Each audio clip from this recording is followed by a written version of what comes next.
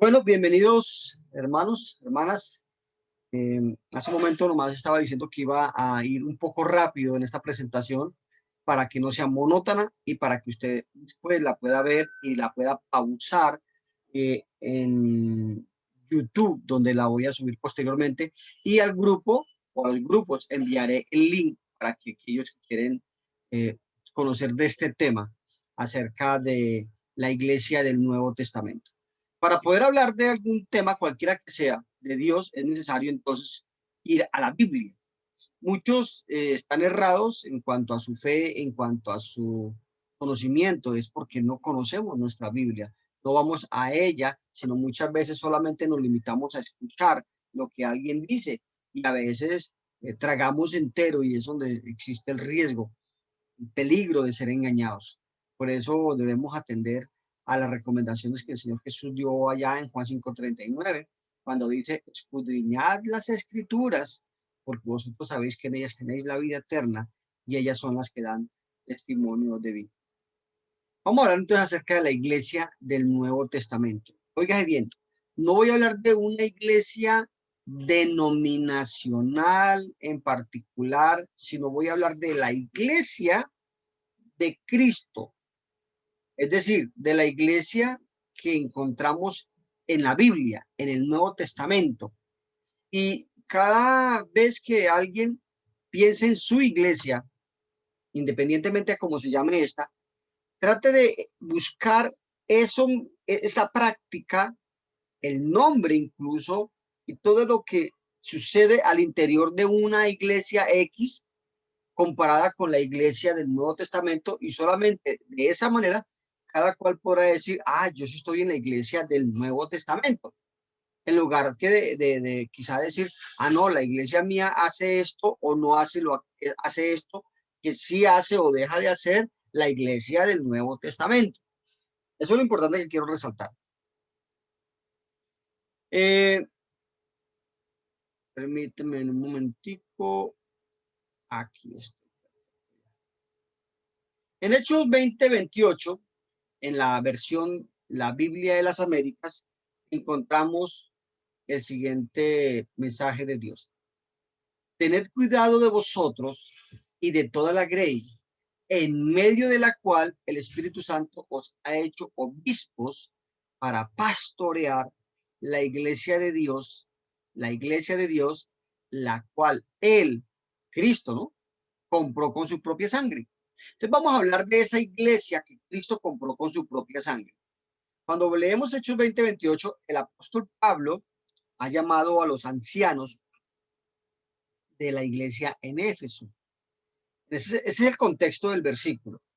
Y con estos ancianos les está dando esta recomendación y les está diciendo que ellos deberían tener cuidado de ellos y de esa iglesia, la grey, las ovejas, donde estos ancianos de eh, Éfeso habían sido puestos por el Espíritu Santo para, o, para pastorear como obispos o supervisores, que pues la iglesia de Dios, la iglesia de Cristo. Recuerden que Cristo es Dios. Está hablando que esa iglesia Cristo la compró con su propia sangre. Entonces vamos a identificar esta iglesia. ¿Cuándo comenzó la iglesia de Cristo?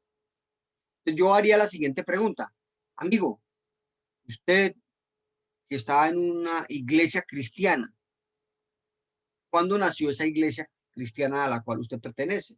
Porque si vamos a hablar de las diferentes iglesias o denominaciones que existen, pues vemos que su origen no tiene más de 100 años, máximo 200, y tiene un origen en lugares diferentes a donde tuvo el origen el nacimiento de la iglesia que Cristo compró con su sangre. Entonces, ¿cuándo fue ese día? El día del Pentecostés. Eso lo leemos en Hechos capítulo 2. A partir del versículo 1, dice, cuando llegó el día, cuando llegó el primer día, el día del Pentecostés, ¿sí? Estaban todos reunidos, los apóstoles, por supuesto. Y a partir de allí, ellos fueron llenos del Espíritu Santo, los apóstoles, y empezaron a hablar en otros idiomas, y habla de más o menos 15 idiomas, lenguas, idiomas, para que la gente que estaba allá en Jerusalén el día del Pentecostés, pudieran entender el mensaje de Dios. Primeramente se le predica a los judíos.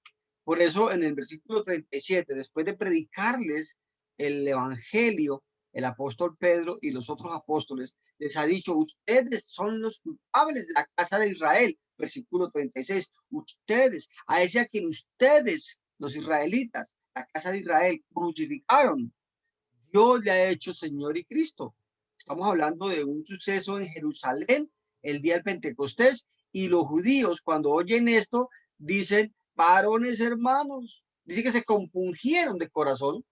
Eso quiere decir que se entristecieron grandemente, profundamente se entristecieron. Y muchos no habían conocido a Jesús, porque habían en Jerusalén, algunos dicen que más de 2 millones de judíos, porque cada año los judíos debían ir a la Pascua a Jerusalén, independientemente de la región o el lugar del mundo donde habían nacido. Pero no todos hablaban el griego, que era el idioma nativo de la región. Por eso fue necesario que los apóstoles predicaran en otros idiomas, las famosas lenguas. Bueno, ellos dicen: ahora, ¿qué hacemos? Se han entristecido de corazón. ¿Qué hacemos? Bueno, Pedro les dice: arrepiéntanse, bautícesen cada uno de ustedes en el nombre de Jesucristo para el perdón de los pecados, y recibiréis el don del Espíritu Santo. Entonces, Pedro no les dijo: arrepiéntanse y reciban a Cristo como su Señor y Salvador personal. ¿Sí? No, Pedro no les dijo nada diferente a lo que Cristo había mandado en Marcos 16, 15 y 16, que dijo Jesús allá a los apóstoles habiendo resucitado. El día que resucitó les dijo: vayan, prediquen el evangelio a toda criatura. El que creyere y fuere bautizado será salvo. Por eso aquí dice Pedro que el momento en el cual estos judíos oyeron el evangelio y preguntaron qué debían hacer, pues Pedro les dice: arrepiéntase y bautícesen, porque ese fue el mandamiento de Dios en el Nuevo Testamento. Pero bautícesen con un propósito particular, puntual: el perdón de sus pecados. Cuando sus pecados son perdonados, es decir, cuando usted se bautiza con ese propósito y usted sale del agua, Jesús dijo: será salvo. Eso es lo que significa: y recibiréis el don del Espíritu Santo. Efesios 2:8 dice: por gracia sois salvos. Y eso no de vosotros, pues es un don de Dios. La salvación es un don de Dios. Cuando una persona obedece el evangelio, muere juntamente con Cristo, recibe la salvación. Obviamente a partir de allí tiene que resucitar, perseverar, perdón. En el versículo 41 del mismo acontecimiento, vemos que después de esa predicación y de esa invitación de Pedro ante la pregunta de qué hacemos, pues dice que los que recibieron su palabra, el evangelio, dice que fueron bautizados. ¿Sí ven? ¿Qué hicieron? Se bautizaron. ¿Para qué se bautizaron? Aquí dice: para perdón de los pecados. ¿Qué sucedió con ellos? Dice: y se añadieron aquel día como 3,000 personas.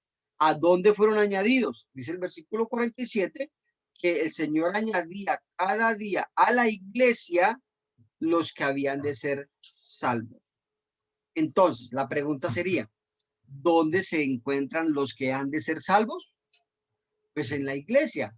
¿En cuál iglesia? ¿En esta o aquella?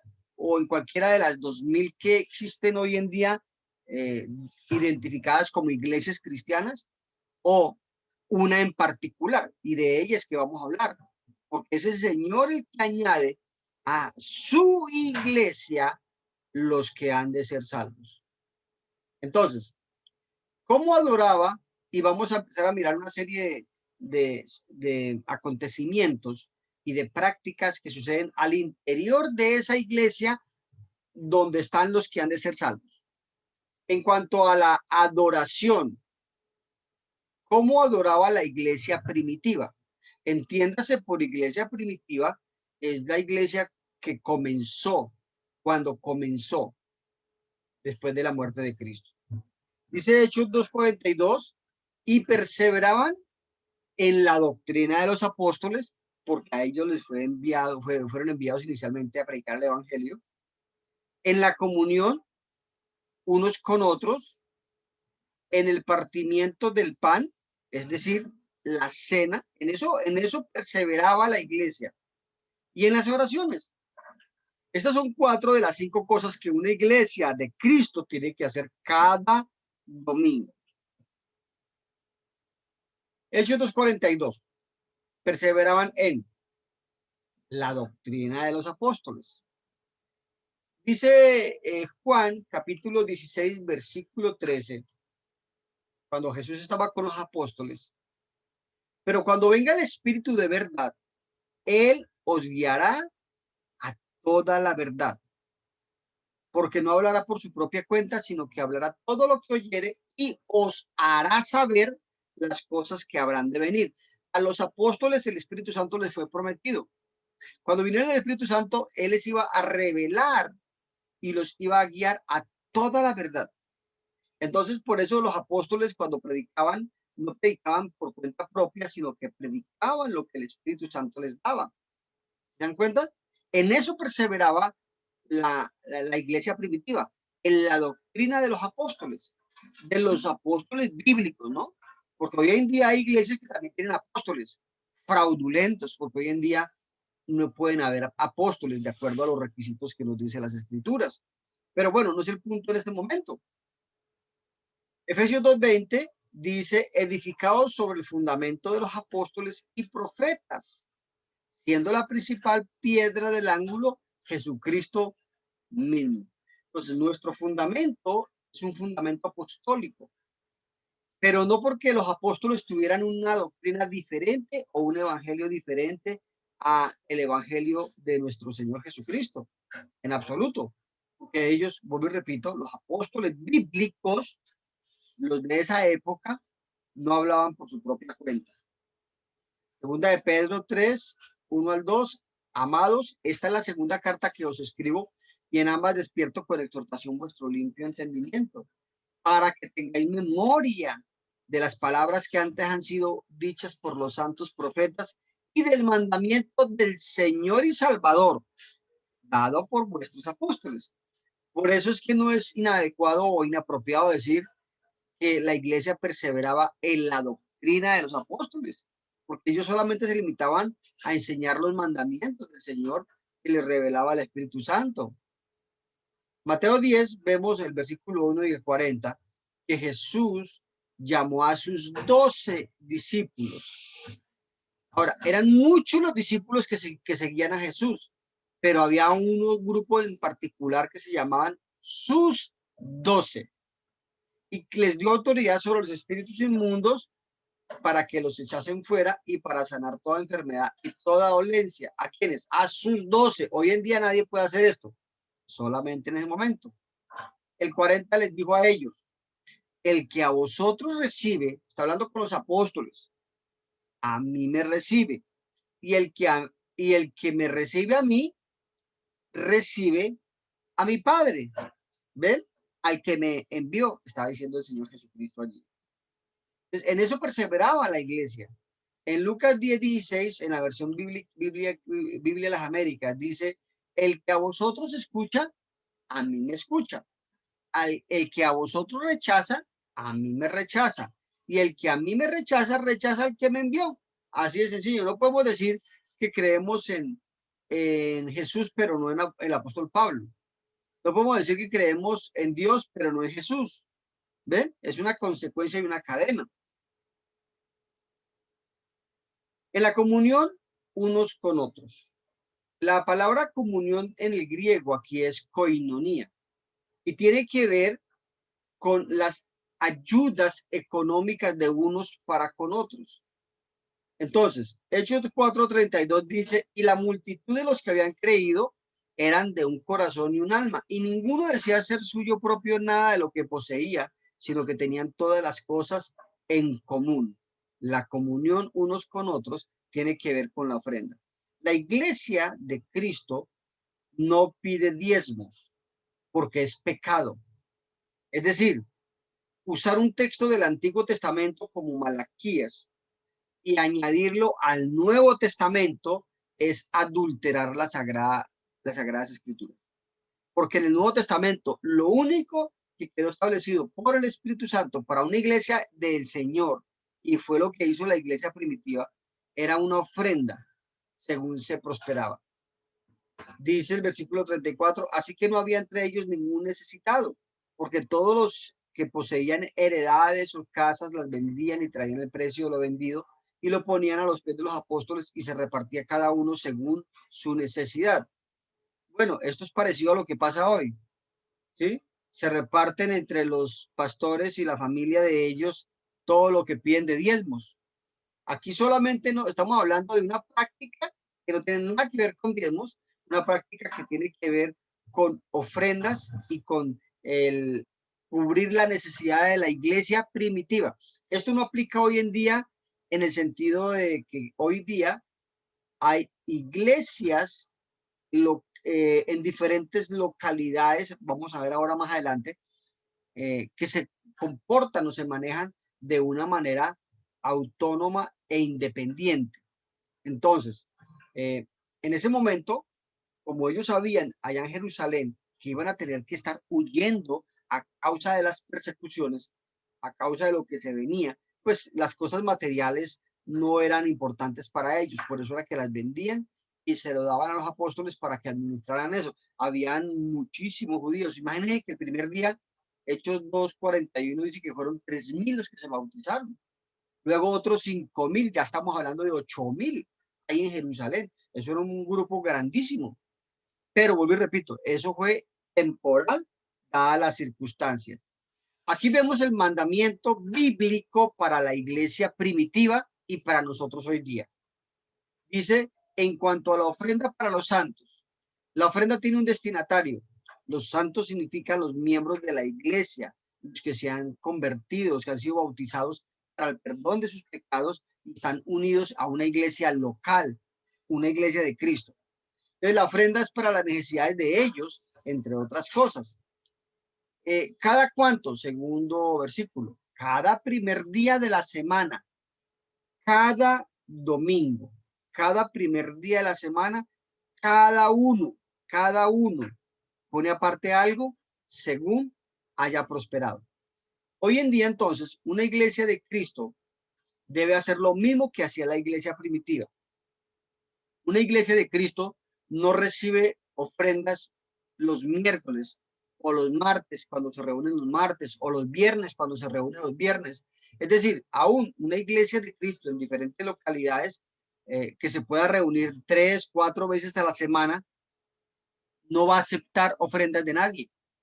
Únicamente el primer día de la semana, porque ese es el mandamiento dado por el Espíritu Santo a la iglesia del Señor. Y así lo hacía la iglesia primitiva.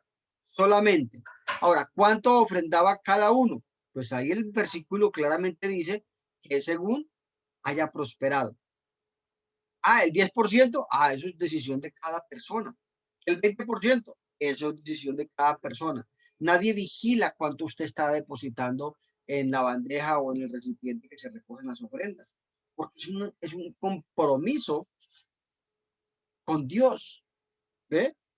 También decimos a los visitantes que cuando los visitantes nos visitan, valga la redundancia, pues, ellos no están obligados a ofrendar porque no es un mandamiento para ellos. Es un mandamiento para los miembros de la iglesia del Señor. ¿Ok? Dice que perseveraban también en el partimiento del pan. El partimiento del pan al que hace mención tiene que ver con el comer del pan y beber de la copa. Dice 1 Corintios 10:16, la copa de bendición que bendecimos no es la comunión de la sangre de Cristo, el pan que partimos no es la comunión del cuerpo de Cristo. En Hechos 27 nos dice qué día era que lo hacía la iglesia primitiva. Y por esa razón, las iglesias de Cristo de todo el mundo lo hacen porque así es que lo hacían los primeros cristianos. Recuerden que los apóstoles, todo lo que ellos ataban en la tierra era atado en el cielo. Y una de las maneras de aprender de la voluntad de Dios era por los ejemplos apostólicos. Hechos 27 vemos a Pablo. Dice que estaban reunidos, ¿qué día? El primer día de la semana, igual que cuando se recoge la ofrenda, solamente cada primer día de la semana que se reunía la iglesia. Entonces, el primer día de la semana se reunían los discípulos ¿para qué? para partir el pan. Por eso Hechos 2:42 dice, y perseveraban en el partimiento del pan. Entonces, cada primer día de la semana, la iglesia se reúne para partir el pan. Y dice que Pablo les enseñaba. Entonces, el partir el pan o conmemorar la cena tiene que ver con el comer el pan sin levadura y beber jugo de uva. Esa es la práctica que el Señor autorizó en el Nuevo Testamento. ¿Qué otra cosa se hace el primer día de la semana? ¿En qué perseveraba la iglesia primitiva? En lo mismo que nosotros también participamos, en las oraciones. Primera de Pedro 3:2 dice, porque los ojos del Señor están sobre los justos y sus oídos atentos a sus oraciones. ¿Bien? En cuanto a la alabanza, la iglesia primitiva cada vez que se reunía también cantaba. ¿Por qué lo sabemos? Colosenses 3:16 dice el Espíritu Santo, la palabra de Cristo more en abundancia en vosotros, enseñándoos y exhortándoos unos a otros en toda sabiduría, cantando, y usted busque en un diccionario que significa cantar, cantando con gracia en vuestros corazones, entienda que el corazón es la mente, cantando ¿a quién? Al Señor. ¿Cómo? Con salmos e himnos y cánticos espirituales. La iglesia primitiva adoraba cantando, eso se llama hacerlo a capela, sin aplaudir, sin brincar, convulsionar, sin estar tocando instrumentos musicales, porque eso no es bíblico, eso no está en las Sagradas Escrituras, eso no lo hacía ni siquiera el pueblo de Israel. Ah, pero Salmo 150 dice adorarle con salterio, con arpa. Bueno, eso no aplica a nosotros porque eso no fue un mandamiento. Sí, habían cantores en el Antiguo Testamento, pero cuando los cantores cantaban, el pueblo callaba porque era como la voz de Dios. Cuando se tocaba un instrumento, la trompeta, el salterio, como dice Salmo 150, la gente no brincaba como hoy en día lo hacen en estas iglesias que se dicen cristianas, donde hacen esto para entretener a las personas.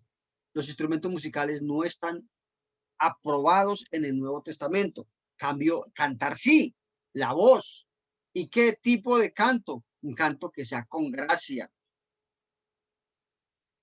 Había unidad en la iglesia, había una unidad en el Nuevo Testamento. Juan 17, en esta oración hermosa que el Señor Jesucristo, momentos antes de ser eh, apresado, oraba al Padre.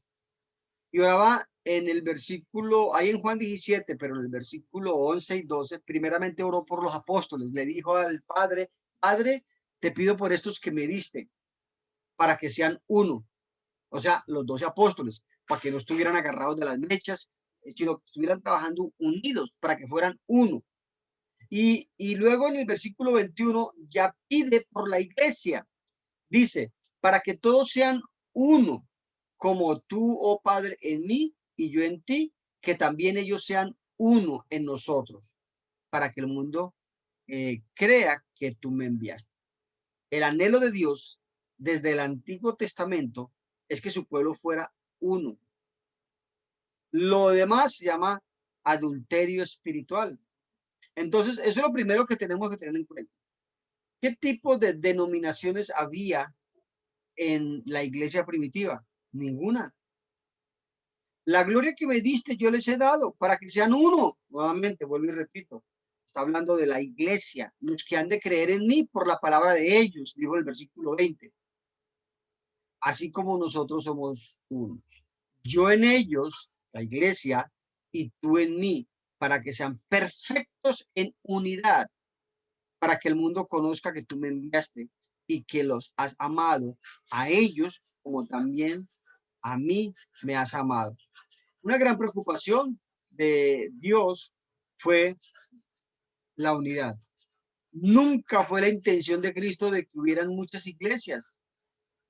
Testigos falsos de Jehová, metodistas, presbiterianos, luteranos, adventistas, mormones, carismáticos, jesuitas, gnósticos, evangélicos, hueloyanos, católicos, bautistas, budismo, Hare Krishna, bautistas ortodoxa, catolicismo, adventista, pentecostales, sociología, mormones, etcétera, etcétera.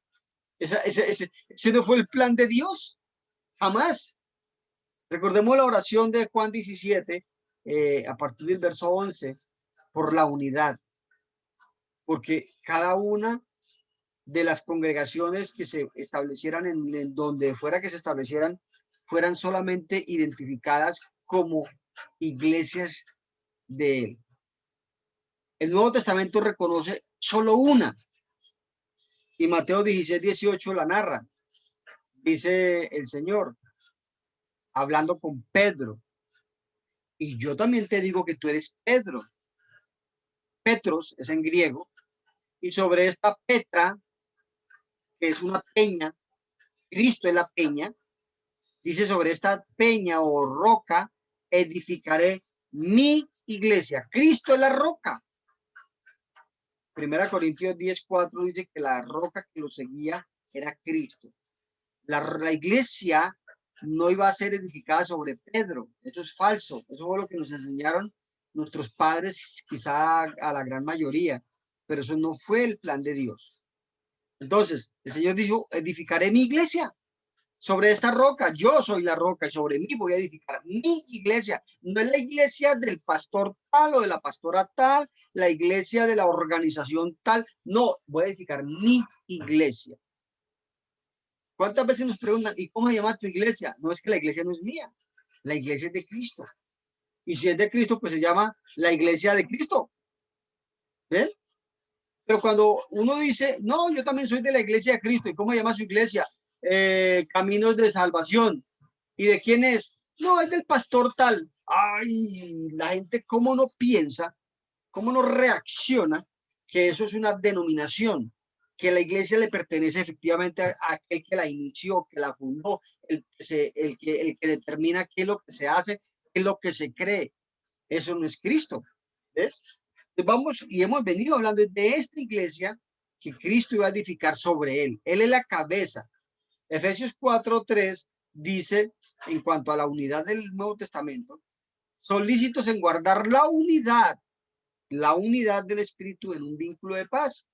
Un cuerpo, oye bien, la palabra cuerpo significa iglesia, así como lo dice Colosenses capítulo 1, versículo 8, 1:18, que Cristo es la cabeza del cuerpo, que es la iglesia. Entonces, cuando dice de un cuerpo, habla de una iglesia, un Espíritu Santo. ¿Ven? Versículo 5, un Señor, o sea, un Jesucristo, un solo Redentor, una fe, es decir, un evangelio, un bautismo para el propósito correcto.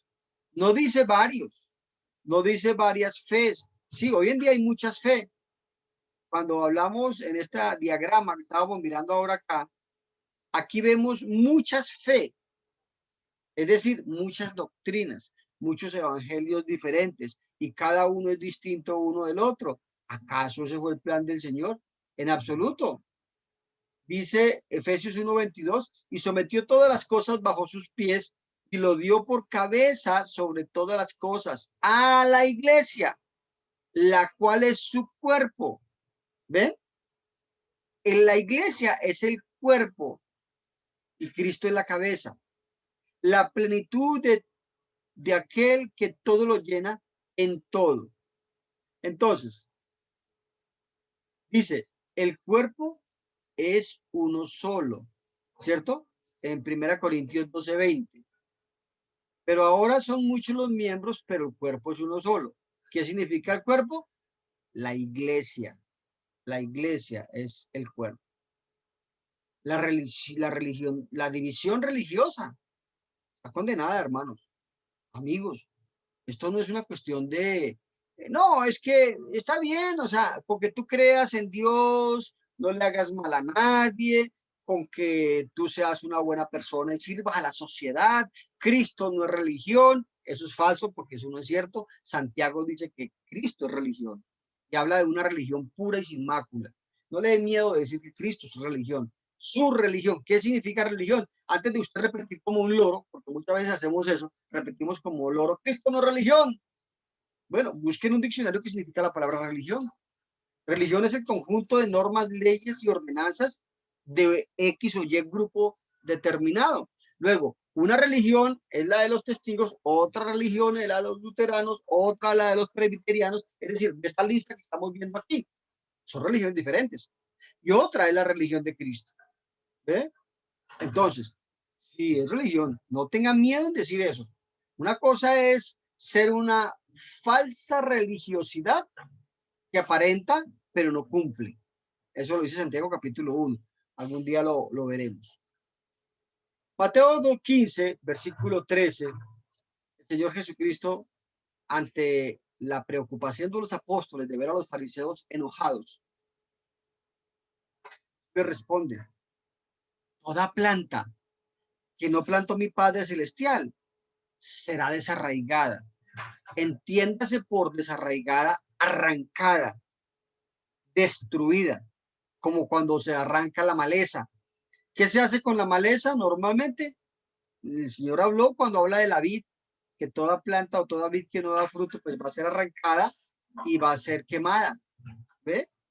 Entonces, si ninguna de estas plantas fue plantada por Dios, pues el mismo Señor Jesús dijo que van a ser desarraigadas. Y por eso advierte en el versículo 14, dejadlos. Son ciegos, guías de ciegos, y si el ciego guiare al ciego, ambos caerán al hoyo. ¡Wow! ¡Qué advertencia tan terrible! Ahora, meditemos unos segundos. En cualquiera de estos grupos, más de 2.000, 3.000 grupos que se identifican como cristianos, pero que no son de Cristo, ¿habrá gente buena? ¿Gente honesta en su fe? ¿Gente de un testimonio, de un corazón grande, deseoso de agradar a Dios? Ténganlo por seguro que sí. Ténganlo por seguro que sí. Pero lamentablemente, como dijo el Señor aquí en este versículo 14, son ciegos, siendo guiados por ciegos. Y si el ciego guiare al ciego, ambos caerán en el hoyo.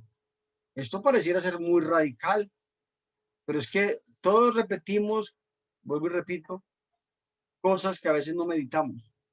El que inocentemente pecare, inocentemente se condenará. Y es algo parecido a lo que dice la legislación de muchos países, entre ellas Colombia, que advierte que el desconocimiento de la ley no me exime de una sanción si infrinjo la ley. Puede ser que yo no supiera que botar un chicle en la calle es un delito. En Colombia, eso es un acto de mala educación, pero no es un delito. Pero si usted bota un chicle en la calle en países desarrollados, creo, si no estoy equivocado, en Suiza, usted bota un chicle en la calle, a usted lo llevan a la cárcel. ¿Cuántos colombianos no habrán ido a parar por allá a la cárcel porque no conocían esa norma? ¿Ves? Porque somos muy relajados. Entonces, el desconocer una ley no significa que yo sea inocente al haber quebrantado la ley, ¿no? El Señor dice, no.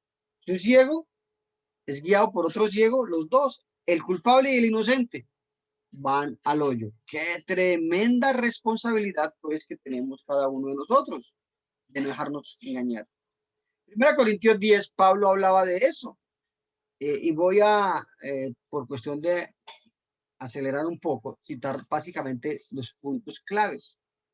Pablo dice que habléis todos una misma cosa y que no haya entre vosotros divisiones, sino que estéis perfectamente unidos en una misma mente y en un mismo parecer.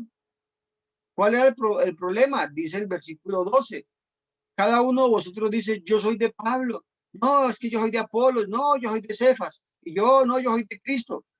¿Acaso está dividido Cristo? Les dice Pablo.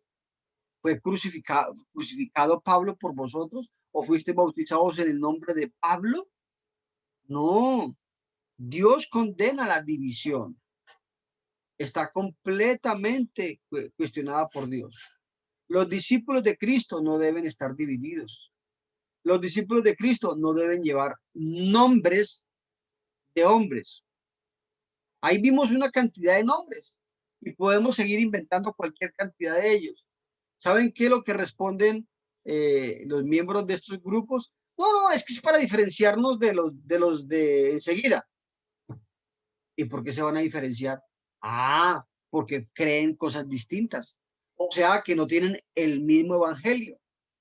Sino entonces todos nos identificaríamos de la misma manera. No, ¿cómo llama tu iglesia? No, mi iglesia no tiene nombre, es la iglesia del Señor. Ay, qué bueno. Y la tuya no, también es la iglesia de Cristo. Ah, qué bien. Pero vamos a seguir mirando cosas que van a permitir identificar esta iglesia del Nuevo Testamento. Los discípulos de Cristo no deben seguir a hombres. Primera de Juan, capítulo 1, versículo 7. Pero si andamos en luz como Él está en luz, tenemos comunión unos con otros. Y la sangre de Jesucristo, su Hijo, nos limpia de todo pecado. La palabra a resaltar en este versículo: si andamos en luz, tenemos comunión unos con otros. Por eso es que nosotros no le decimos a los testigos de Jehová, hermanos, no tenemos comunión con ellos. ¿Por qué? Porque los testigos de Jehová niegan que Jesús es Dios. Los testigos de Jehová se atreven a blasfemar diciendo que Jesús fue una cosa creada. Los testigos de Jehová dicen que el Espíritu Santo no es una persona, sino es una fuerza activa. Por eso no tenemos comunión con ellos, por eso no andamos en luz con ellos, por eso no somos hermanos. El padre de ellos no es el padre nuestro, que es el que vemos en la Biblia. Los adventistas o pentecostales unitarios no creen que exista el Padre, sino que es Jesús manifestado en forma de Padre. ¡Wow! Bien dice ahí primera de Juan 2 que el que niega al Hijo, al Padre, es el anticristo. ¿Cómo podemos andar en comunión con los adventistas, con los pentecostales unitarios, por ejemplo? Cuando ellos niegan que existan tres en la deidad, ellos dicen que solo uno. Es decir, fíjense cómo la comunión la tenemos a través de andar en la luz, es decir, en el Evangelio de nuestro Señor Jesucristo. ¿Cómo está organizada la iglesia? ¿Cómo es el gobierno de la iglesia del Nuevo Testamento? Y vemos que el gobierno es así, congregacional. Punto. La iglesia de Cristo, la iglesia que el Señor estableció el día del Pentecostés, no se asoció dejando que la iglesia en Jerusalén fuera la iglesia principal, por ejemplo, ¿no? Y las otras iglesias hijas o iglesias que tienen cobertura. Eso es antibíblico, eso no está en la Biblia, eso es anti Dios. La iglesia local, la congregación debe manejarse sola, guiada por la palabra de Dios. Esa es la manera como opera una iglesia de Cristo. Hechos 14:23 dice, en el primer viaje de Pablo, viaje misionero, y constituyeron ancianos, y fíjese que habla en plural, ancianos en cada iglesia. Es decir, una iglesia local, cuando los apóstoles por primera vez nombran ancianos, la palabra anciano ya lo vamos a ver, es lo mismo que pastores. No podía haber un solo anciano o un solo pastor, no, eran varios, pluralidad. No es el único texto, ya lo vamos a ver. Cada iglesia debe tener mínimo dos para que sea plural, ancianos. En cada iglesia, no en cada país o cada ciudad. No, es que los ancianos de Colombia, wow, ¿quién dijo eso? Los pastores de Colombia, no, es cada iglesia tiene sus propios ancianos, obviamente cumpliendo unos requisitos. Cada iglesia funciona de esa manera, con sus propios pastores o ancianos, cuando hay quienes cumplen los requisitos. Vuelvo y repito. Miremos ese sencillo plan de Dios, cómo estaban organizadas las iglesias locales. Cuando Pablo le escribe a la iglesia de Filipos, les dice, Pablo y Timoteo, siervos de Jesucristo, a todos los santos en Cristo Jesús que están en Filipos. ¿A quién le escribió? A los santos. ¿Con quién estaban los santos? Con los obispos y diáconos. Esta palabra obispo ya vamos a ver, es el mismo oficio de los ancianos. Ya vamos a ver ancianos y ahora vemos otra palabra que aparece aquí que es obispos. La palabra obispos significa supervisor.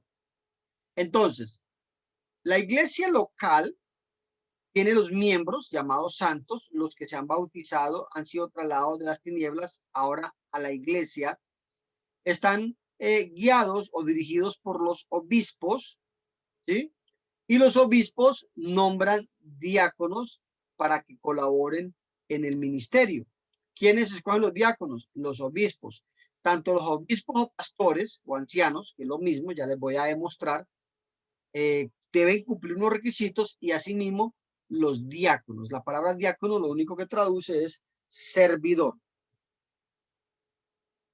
Tito 1:5, hablando de este gobierno del Nuevo Testamento en esta forma congregacional, le dice a Tito, el apóstol Pablo, que le envía esta carta, por esta causa te dejé en Creta. ¿Para qué lo dejó en esa isla a Tito? Para que corrigiera lo deficiente y estableciera ancianos. Nuevamente observen que habla en plural, en cada ciudad, así como yo te mandé. Nuevamente, una iglesia local debe tener sus propios ancianos, ¿ya? Una iglesia local con sus propios ancianos. Los ancianos de aquí no pueden ser ancianos acá o pastores acá. Los ancianos pastores u obispos de acá no pueden venir a pastorear o ser ancianos de acá, porque deben estar es allí donde el Espíritu Santo los ha puesto. Y quien los escoge es precisamente la iglesia local. Aquí vemos la isla de Creta, a esta ciudad o a esta región, era que se estaba refiriendo Pablo cuando habla con Tito. El anciano del Nuevo Testamento es llamado también obispo o pastor. Hechos 20:17, enviando pues desde Mileto a Éfeso, hizo llamar a quienes, a los ancianos de la iglesia. Este texto lo leíamos ahora, el versículo 28. Entonces, ya aquí en Hechos 20, pero ya en el versículo 28, Pablo está hablando con quienes, con ancianos. ¿De dónde? De la iglesia de Éfeso. A estos ancianos, Pablo les está diciendo, por tanto, mira por vosotros y por todo el rebaño, un rebaño que compone de ovejas, ¿no? Por lo general, en el contexto. Miren por ustedes, ancianos de Éfeso, miren por ustedes y por las ovejas, por ese rebaño en que el Espíritu Santo os ha puesto por obispos. La palabra obispo significa supervisor. ¿Para qué los puso ahí el Espíritu Santo? Para apacentar. ¿Cómo se le dice al que apacienta? Pastor. Entonces, los ancianos están puestos como supervisores, o sea, obispos, para pastorear la iglesia del Señor. La iglesia no es de los pastores, ancianos u obispos. La iglesia es del Señor. Por eso los varones que guían una iglesia local, cuando no tiene ancianos, los varones, al igual que cuando tiene ancianos, no pueden disponer de lo que no les corresponde, sino porque la iglesia es del Señor. Él ganó esa iglesia con su propia sangre. ¿Sí? Obispos, ancianos, obispos y rebaño, el que cuida el rebaño se le conoce, por supuesto, como pastor. ¿Sí? Apacentar. Entonces, es una palabra intercambiable para un mismo oficio, anciano, obispo o pastor. Siempre, vuelvo y repito, hay pluralidad. Ahora, claro, el Señor le dice a Pedro, Simón, hijo de Jonás, ¿me amas? Le respondió, sí, Señor, tú sabes que te amo. Él le dijo, apacienta mis corderos. En la segunda ocasión le pregunta lo mismo, sí, Señor, tú sabes que te amo. Le dijo, pastorea mis ovejas. Por eso es que Pedro cumplía con los requisitos para ser un pastor. Entonces, ancianos, obispos o pastores son exactamente en la misma persona llevando a cabo un oficio. Ahora, ¿cualquiera puede servir como anciano o pastor? Claro que no. Miren los requisitos. Primera de Timoteo 3, del 1 al 7. Debe estar casado, debe tener hijos, debe ser apto para enseñar. Aquí usted lo puede leer, le pone pausa al video cuando esté en YouTube y usted puede analizar cada uno de esos requisitos que Dios dio a los varones que querían o anhelaban ser ancianos. Debe tener hijos creyentes, debe tener hijos en sujeción y los hijos deben ser bautizados, porque el que no sabe gobernar su propia casa, ¿cómo cuidará la iglesia de Dios? No un neófito, ¿sí? Que tenga buen testimonio de los de afuera. Tito 1, 5 al 9 sigue sumando. El que fuera irreprensible, marido de una sola mujer y que tenga hijos creyentes, que no estén acusados de disolución y rebeldía. Yo he escuchado de personas que me cuentan de iglesias de hombres en donde los hijos del pastor o un hijo del pastor es vicioso, por ejemplo. Ese personaje no puede ser pastor. Primero porque es uno solo en esa iglesia. Eso es antibíblico. Deben ser mínimo dos. Y aún, si hay dos ancianos o pastores y un hijo de alguno de ellos se vuelve a la drogadicción, quiere decir que ese hombre no cumplió su papel de criar hijos de buen testimonio. Él puede ser un predicador, pero no un pastor o anciano. Espero que quede claro. Si tienen dudas o inquietudes, me mandan un WhatsApp al 310-493-3524. Código de Colombia, el 57. Continuamos. ¿Por qué es necesario que el obispo sea reprensible como administrador de Dios? Bueno, vuelvo y repito, no lo voy a leer demasiado, pero son más de 27 requisitos que deben cumplir los varones, mínimo dos. Una iglesia local, como vemos acá, tiene varios, debe tener varios para que pueda operar de la manera bíblica, según Hechos 20:28, ¿sí? Primera de Pedro 5, versículo 2 y 3. Pedro, en el versículo 1, dice, ruego a los ancianos, yo también anciano con ellos y testigo de los padecimientos, que apacentar la grey de Dios que está entre vosotros.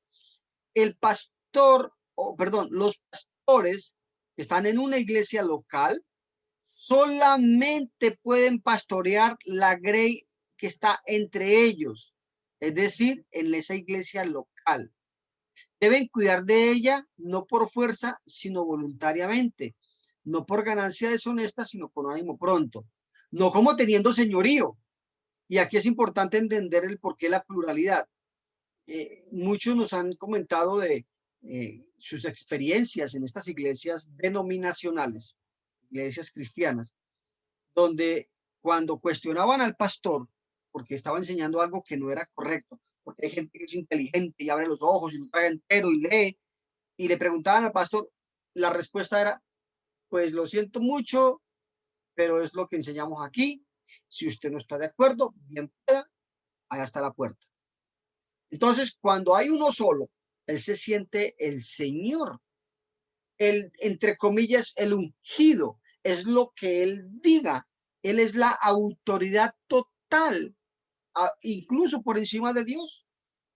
Y entonces, cuando hay dos en una iglesia de Cristo, los dos deben cumplir unos requisitos, vuelvo y repito, como 27, un poco más, en donde dos o tres o cuatro ancianos deben tomar entre ellos consejo y tomar la decisión unidos en beneficio de la obra. Entonces allí ya no, ya ahí no hay señorío, porque ya no es uno, no es uno el que manda, no es el que fundó la iglesia, no es el que la comenzó, el que compró el lote, el terreno, el que compró las tejas. No, él no es el que decide. El que decide es Dios. Y los varones solamente se someten a la cabeza que es Cristo. Esa es la forma como opera una iglesia de Cristo, una iglesia del Señor. ¿Cuál es la misión? Predicar el evangelio a los perdidos. Marcos 16:16, vayan y prediquen el evangelio a toda criatura. El que creyere y fuere bautizado, será salvo, mas el que no creyere será condenado. Punto. Eso es lo que tiene que hacer una iglesia del Señor, predicar el evangelio, predicar la necesidad de que el hombre sea salvo. No el predicar que Cristo te va a sanar las enfermedades, que Cristo te va a sanar, que te va a restaurar, te va a volver al amor perdido, que te va a conseguir trabajo. Eso lo hace el indio masónico y los negocios esotéricos, no una iglesia del Señor.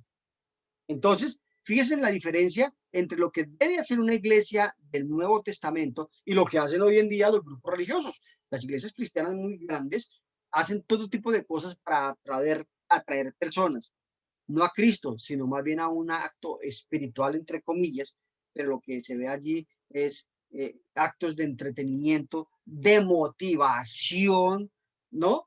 De lavado de cerebro, y para ese fin utilizan el piano, el órgano, los instrumentos musicales, las niñas muy lindas bailando, cantando, ya que lloran, experiencias sobrenaturales, la gente cayéndose al suelo, convulsionando, la gente cree que ahí está el Espíritu Santo, y eso no es cierto, ¿sí? Porque eso es una organización de hombres promocionando lo que Dios nos vino a ofrecer. Lucas 19:10 dice que Cristo vino a buscar y salvar lo que se había perdido. Los pobres, Jesús dijo, siempre van a tener pobres. En los enfermos, ¿acaso quién no muere? ¿Ve? Claro, yo no estoy diciendo que nosotros no oremos por nuestros enfermos, claro, y confiamos y ponemos en la misericordia de Dios que nos ayude sanando a nuestros hermanos enfermos, a nosotros mismos, pues, ¿sí? No es que confiemos que desconfiemos que Dios no nos pueda prosperar y bendecir, ¿no? Obviamente, eso lo podemos también, y lo enseñamos en algunas ocasiones, pero lo que realmente es importante es predicar la necesidad de la salvación. La gente debe entender lo que es la prioridad. Además de predicar el evangelio a los perdidos, tenemos que edificar a los hermanos en la enseñanza. Efesios 4:11 y 12. Léalo usted después con más tiempo. Ayudar a los santos pobres. ¿Con qué?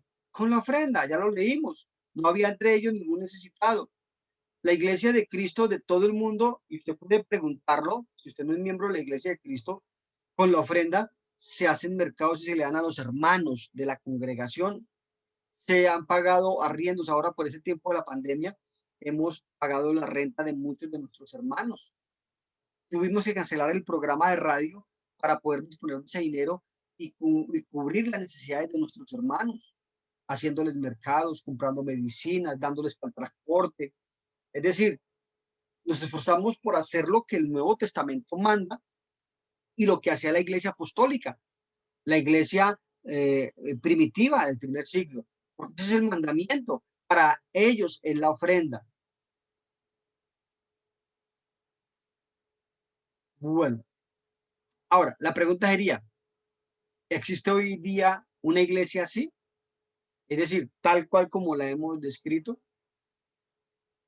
la iglesia a la cual usted pertenece cada mes da un informe de cuánto dinero recibió de ofrendas y en qué se gastó. Su iglesia lo hace. En la iglesia donde usted asiste, conmemoran la cena cada primer día de la semana porque es un mandamiento. En la iglesia donde usted pertenece hay solamente un pastor, y sin decir, para empeorar la situación o la pregunta, en la iglesia a la cual usted asiste hay pastoras, o las mujeres se paran a dirigir los cantos o las oraciones, porque es antibíblico y está prohibido. No voy a hablar de eso ahorita. Si tiene alguna duda, alguna inquietud, ahí deje un número telefónico minutos atrás para que usted me mande la pregunta. Yo le mando los audios o los estudios, o la llamo o lo llamo y hablamos acerca del tema. ¿Existe hoy día la iglesia de Cristo? Una vez un pastor de una iglesia en Miami le decía a nuestro hermano Orlando, que estaba en esa ocasión allá, cuando el hermano Orlando le empieza a hablar de la iglesia de Cristo, de lo que hace la iglesia de Cristo bíblica, y ese pastor le dijo, oiga hombre, le cuento que yo nunca había oído hablar de esa iglesia. Pero ¿cómo así? Si está en la Biblia, está en la Biblia. ¿Por qué? Porque vuelvo y repito, se crean denominaciones con doctrinas propias. Cuidado a esta advertencia. Santiago, capítulo 2, versículo 10, en la versión bíblica Palabra de Dios para Todos, dice lo siguiente. Pues si ustedes cumplen toda la ley de Dios, pero la desobedecen en un solo punto, son culpables de desobedecer toda la ley. Tremenda enseñanza esta. No, en mi iglesia, sí, no, en mi iglesia no tocamos instrumentos musicales, en mi iglesia hay 3 pastores, en mi iglesia no pedimos diezmos, en mi iglesia cantamos a capela, pero la cena es una vez al mes. Le suena la alarma, ¡pip! ¿Por qué? Porque están desobedeciendo un punto. Y el que quebranta un punto de la ley, ¿de cuál ley viene hablando Santiago aquí? Santiago viene hablando de la ley de la libertad, de la ley de Cristo, del Nuevo Testamento. Si nosotros incumplimos un punto de la ley de Cristo, por ejemplo, cenamos cada mes, ya no somos una iglesia de Cristo. Cristo ya no es nuestra cabeza, porque el cuerpo, que es la iglesia, no se está sometiendo a esa cabeza. Ah, pero es que sí, nosotros cenamos cada domingo. Ok, pero entonces tocan instrumentos musicales. Le suena el timbre. Porque en el Nuevo Testamento no hay un solo ejemplo de adoración a Dios tocando instrumentos musicales. Por el contrario, hay varios textos que nos muestran la manera de adorar a Dios en espíritu y en verdad, como dice Juan capítulo 4, versículos 23 y 24. Hebreos 13:15. Así que ofrezcamos siempre a Dios sacrificio de alabanza, es decir, frutos de labios que confiesen su nombre. Y así sucesivamente podríamos empezar a poner en la lupa la práctica de X o Y grupo con la práctica de la iglesia del Señor, la que Él compró con su propia sangre. Porque no todo el que me diga Señor, Señor entrará al reino de los cielos, advirtió el Señor Jesucristo en Mateo 7:21. Segunda de Juan 1:9, advertencia tremenda. Cualquiera que se extravía y no persevera en la doctrina de Cristo, no tiene a Dios. ¡Wow! ¿Cómo así? Esa es la advertencia que da el Señor allí. Ahora, el que persevera en la doctrina de Cristo, ojo, que no estamos diciendo, es que está la doctrina de la iglesia de Cristo. No, no, no, no. La doctrina de Cristo enseña cómo se establece una iglesia de Cristo. ¿Sí?